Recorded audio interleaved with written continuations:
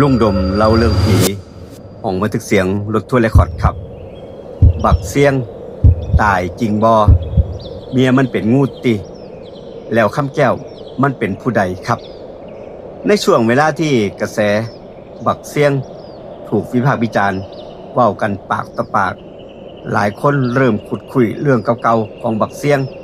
เรื่องลี้ลับเรื่องที่ผู้เฒ่าผู้แก่เคยเตือนไว้ว่าอย่าไปยุ่งกับมันเลยคนแบบนี้คนที่มีของแบบบักเสียงอย่าไปถามหาเมียมันเพราะบางอย่างเฮาเห็นอาจสิบ่แม่นคนก็ได้บักเสียงอาศัยอยู่แถบลุ่มแม่น้ำโขงเป็นคนเงียบๆบ่สุงสิงกับผู้ใดกลางเว้นไปเฮ็ดไร่เฮ็ดนาครับแต่กลางคืนบ่มีผู้ใดเห็นมันเข้านอนแล้วมันไปนอนอยู่ไสล่ะครับไทบ้านเริ่มสังเกตว่าบักเสียงบ่ป่วยบ่แก่บ่ตายง่ายๆบักเสียงนี่ถูกงูกัดหลายเทื่อต่อหลายเทื่อก็บ่เป็นหยังคนโบราณจึงเชื่อว่าบักเสียงนี่มีของมีคนเห็นกับตาว่ายามค่ำคืนบักเสียงสิหายออกจากบ้านไปแล้วมีงูขนาดตัวใหญ่ๆเลื้อยเข้าบ้านของมันแทนบางคืนได้ยินเสียงคนคุยกันอยู่ในบ้านของบักเสียงนั่นล่ะบักเสียงบ่อยู่แล้วผู้ใดมาคุยอยู่บ้านบักเสียงผู้เฒ่าผู้แก่จึงเว้ากันลือกันว่าเมียบักเสียงบ่แม่นคนเป็นงูเป็นผี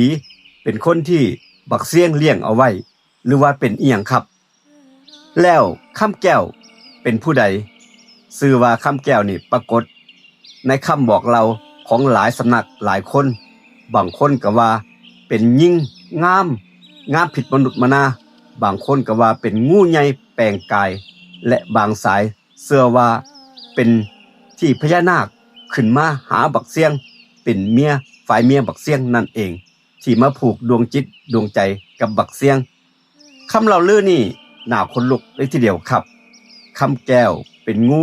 ที่สอดวิญญาณเขามาอยู่กับบักเสียงใส่ร่างกายบักเสียงเป็นที่อยู่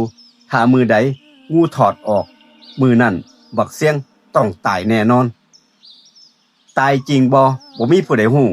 แต่การตายนั่นบ่ธรรมดาคืนหนึ่งไทบ้านได้กินข้าวงูแรงผิดปกติเช้ามืดต่อมาบักเสียงถูกพบศพอีกครั้งหนึ่งบักเสียงตายติร่างกายของบักเสียงนี่แห้งซีดบ่มีบาดแผลแต่ใต้ถุนบ้านพบคราบงูหลอกคราบยาวเป็นทางอยู่ใต้ถุนบ้านบักเสียง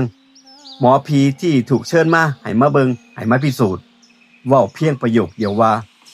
งูมันเอาของมันขึ้นไปแล้วคนของมันเอาไปแล้วคนก็เลยบ่ได้อยู่นะมันบักเสียงก็เลยหายไปหลังจากมือนั้นบ่มีผู้ใดเห็นงูใหญ่ตัวนั้นอีกเลยและชื่อของคำแก้วจึงกลายเป็นชื่อที่บ่มีผู้ใดกล้าเว้าถึงตำนานบักเสียงบ่ได้สอนให้ย่านงูแต่สอนให้หัวความโลภความหลงและของที่บ่แม่นของเฮาบ่แม่นของมนุษย์อย่าไปเอาผู้เฒ่าผู้แก่คนอีสานเตือนว่าของบางอย่างให้มาก็จริงแต่เขาสิมาเอาของเขาคืนแห้งกว่าเก่าเรื่องนี้เป็นความเชื่อส่วนบุคคลบางคนเชื่อบางคนบ่เชื่อแต่ถ้ามือใดคืนใดได้ยินเสียงงูเลื้อยเข้าใต้ถุนบ้านอย่าพึ่งหันไปเบิงแล้วบางทีอาจสิบ่ได้มาเอาชีวิตแต่มาเอาของคืนนั่นเองกดติดตามปักคอมเมนต์ใต้วิดีโอคลิปนี้เราโดยลุงดมเล่าเรื่องผีของบันทึกเสียงรถทัวร์เรคคอร์ดลาทุกท่านไปก่อนสวัสดีครับ